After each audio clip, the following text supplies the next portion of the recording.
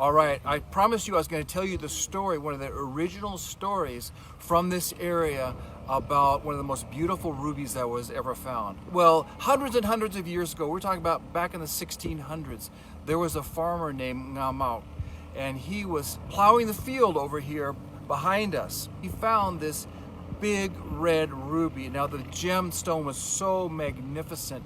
I mean, he thought about what to do with it. It was huge. It was about the size of a chicken egg. And for a ruby, that's millions and millions of dollars in value. Well, anyway, what he did, as the story goes, is he cut the ruby in half. And he sent one of the rubies to China. Now, his brother-in-law was a trader. And the other half went to the king. Now, the king, when the king saw this beautiful ruby, he was absolutely blown away. And he gave Mogok all kinds of gifts, money and gold and whatever.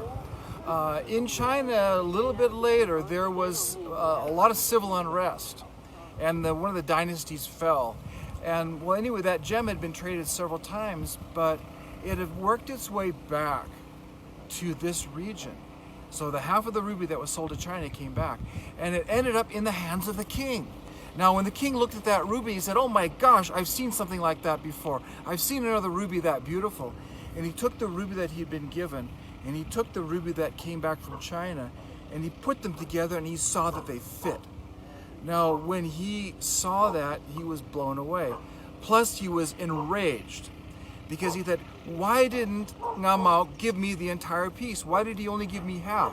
So what he did is he hunted down Mogok's family, and he killed them all the generations. He had them killed. Anyway, he had them killed down here. When Mogok's sister, Daomanji, saw what was going on from a distance, that her family was being killed, they were actually being burned. It's an awful story. What happened was she was just so heartbroken, she saw it from a distance.